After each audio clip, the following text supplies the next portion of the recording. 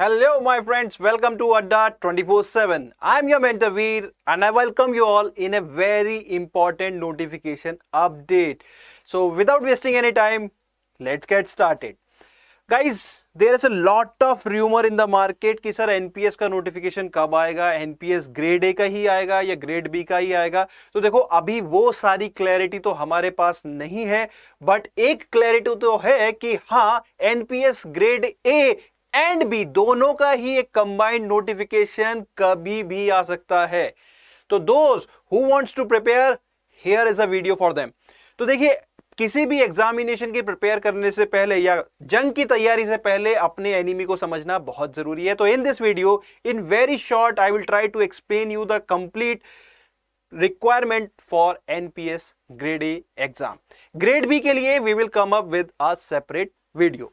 तो दोस्तों चलिए शुरू करते हैं, बट शुरू करने से पहले एक इंपॉर्टेंट इंफॉर्मेशन कि if you are preparing for any of the regulatory body like RBI, SEBI, NABARD, you need to subscribe to our channel Adda 247 regulatory bodies and SO. ये उन बच्चों की रिक्वायरमेंट्स को कैटर करता है जो इन एग्जाम्स की प्रिपरेशन करना चाहते हैं। उनकी क्वेरी कंटेंट से रिलेटेड हो, स्ट्रेटेजी से रिलेटेड हो या पैटर्न, जो भी आपकी क्वेरीज हो वो सारी आपको आंसर होती हैं सिर्फ इस पर्टिकुलर चैनल पे। और अगर आप अड्डा पे कोई भी कोर्सेज की प्रिपरेशन करना चाहते हैं और चाहते हैं उसके ऑफरिंग्स चेकआउट करना, तो आप हमारा ऐप डाउनलोड कर सकते हैं from the Google play store.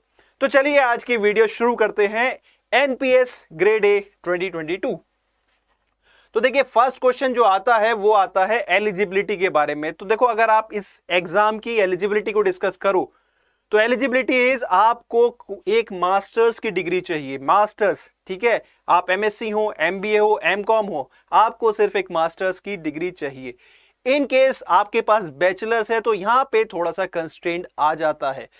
Her bachelor degree को यहां उन्होंने एलिजिबल नहीं किया है। अगर आप देखो तो उन्होंने जो एलिजिबिलिटी दी है that is bachelor degree in law और bachelor degree in engineering from a recognised university. तो या तो मास्टर होना जरूरी है, masters means MSc, MCom, MBA, जितनी भी मास्टर्स डिग्री हैं अगर आप हैं तो you are eligible for this examination.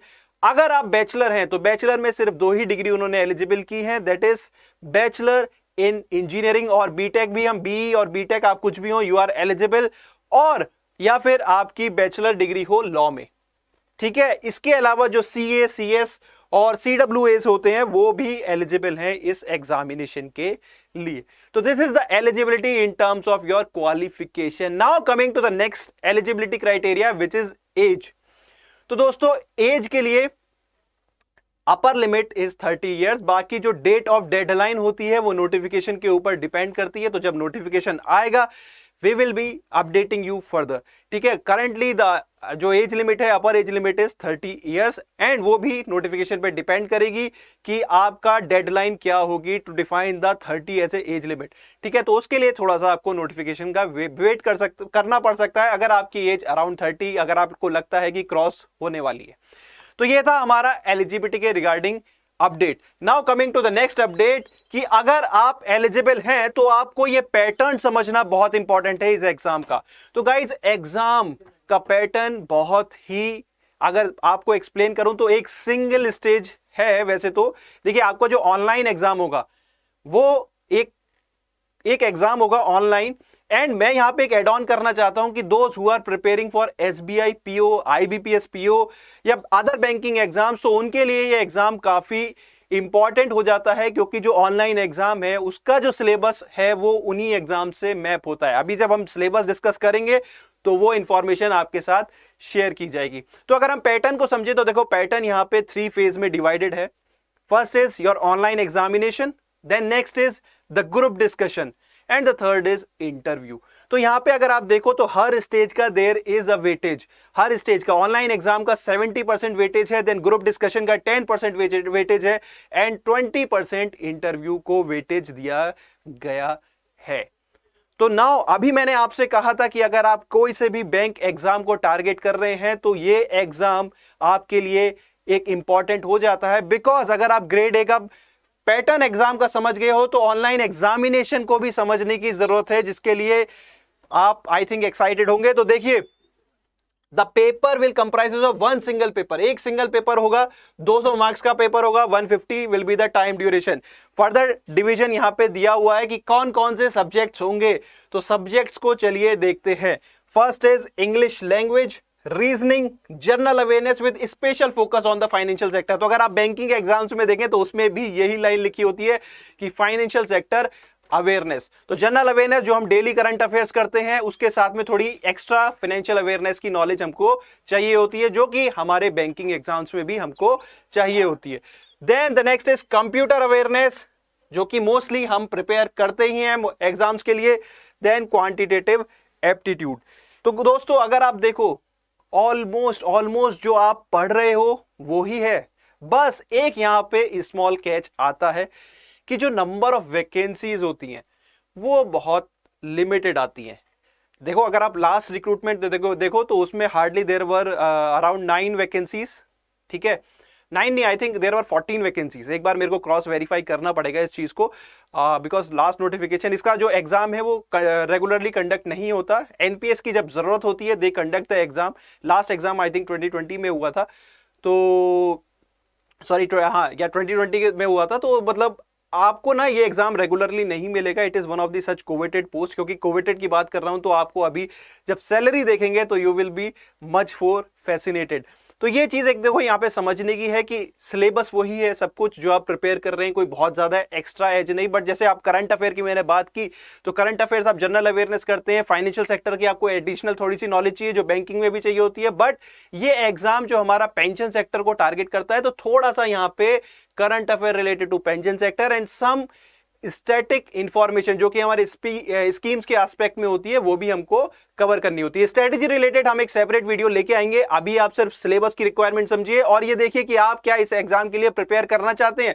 अगर आप एलिजिबल हैं, अगर आपको ये पैटर्न समझ में आ रहा है और आप कोई भी बैंक एग्जाम के लिए प्रिपेयर कर रहे हैं, तो मेरा सजेशन यही है कि आपको इस नोटिफिकेशन को वेट करना चाहिए, इस नोटिफिकेशन का, बिकॉज आप ऑलरेडी तैयार हैं। बस यहां पे थोड़ा कंपटीशन हाई हो जाता है, बट अगेन जब वैकेंसी कम आती है तो कम लोग भी अप्लाई करते हैं।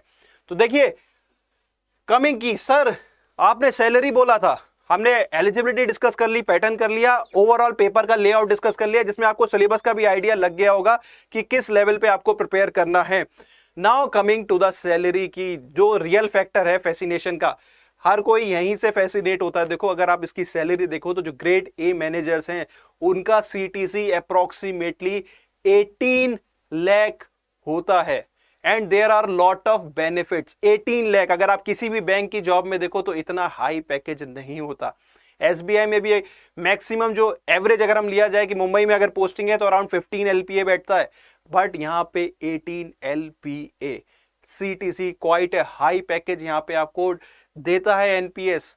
एंड ग्रेड भी तो और भी हाई है, दैट इज अराउंड 21, बट उसके बारे में एक सेपरेट वीडियो में हम डिस्कस करेंगे और उसकी रिक्वायरमेंट भी एग्जाम की थोड़ी सी डिफरेंट है। बट इस एग्जाम की रिक्वायरमेंट तो आपको आई थिंक पता चली गई है। तो आई होप अगर आप इस एग्जाम की प्रिपरेशन करना चाहते हैं तो हमारे साथ जुड़ सकते हैं हमारे रेगुलेटरी बॉडी चैनल पे, जहां पे इसके रिगार्डिंग रेगुलरली अपडेट्स आते रहेंगे।